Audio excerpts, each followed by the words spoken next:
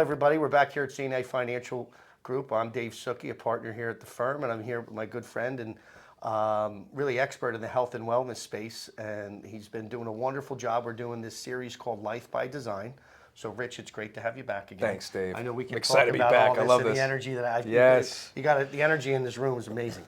So, last time we spoke about the difference between being an asset and a liability with our health and our well-being and our mind and our bodies. So I often get this question, like in the beginning of the year, we get flooded with people that want to come in and review their finances and create kind of goals for the year, which I think is a healthy habit. But I also find, they want to go on like a financial diet.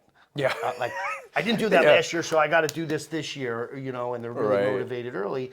And then life events happen and they can tend to get off track. So I want to talk to you about this concept of like all in, like people like, especially in January for the New Year's resolution, you got great content around that.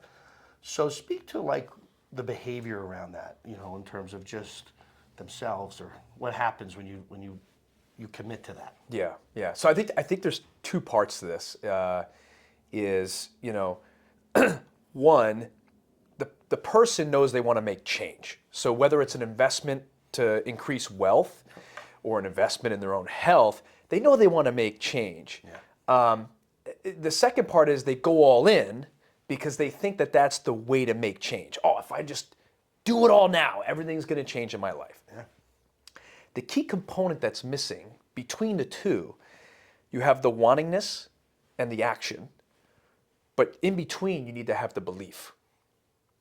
That's really important because when you skip that and you go to do the action all in, if the belief and the refinement is not there, failure ensues.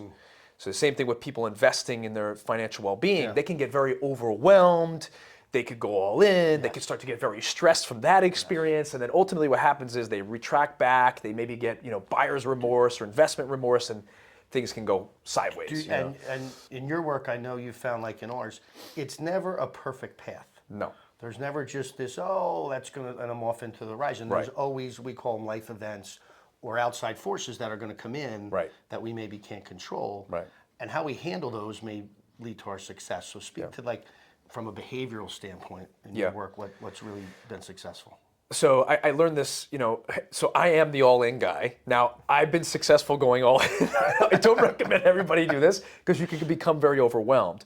And I actually learned that the best way to take steps, now whether it's, New Year's resolutions, exercise routines, diet, regimens and fads, the most important thing to do is understand where you want to be and where you want to go, and start making micro changes in your life. So instead of doing everything at once, the way that I've told my clients, people that I've coached, is what is the most relative thing that you think you would stick to? Like, do you like exercising? Do you like to eat healthy? Do you like to cook? Like, pick the most low-hanging fruit to start making change. And then just stay with that for a while. Make little changes along the way. You don't need to be making changes every day. You don't need to be making them every month. Maybe you set one goal for 3 months. Okay, I'm not going to eat after 6:30 at night.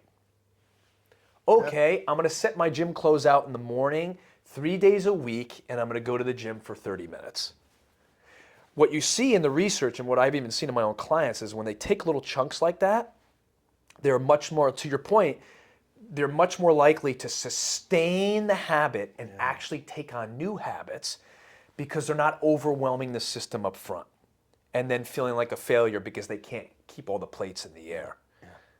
So micro changes I think are the best way to do it. Excellent, and I look at it from a financial management perspective.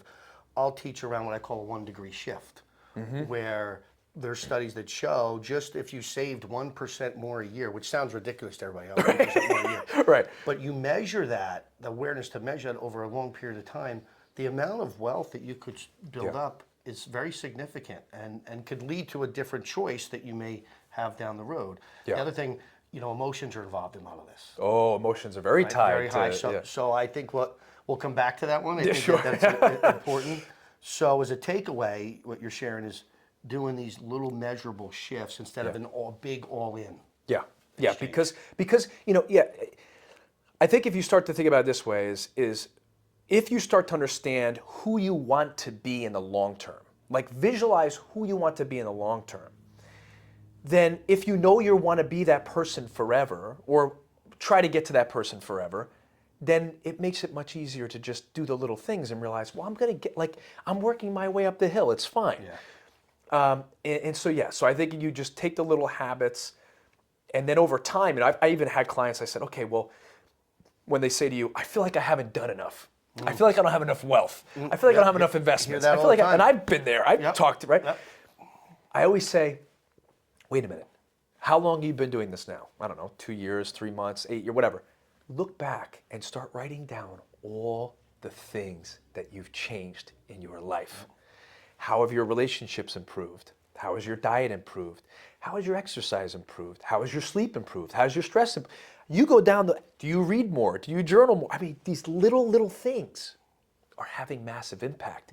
It's just that you may not be seeing it because you're not in the present moment. You're kind of all over the place, future, past. So, and I like the term that you said, present. So, with that, it's been great to share with you today. So, this is Dave Suckey at CNA Financial Group. I'm here with my pal and expert, Rich Ahlers, and we'll be seeing you again on this series we call Life by Design.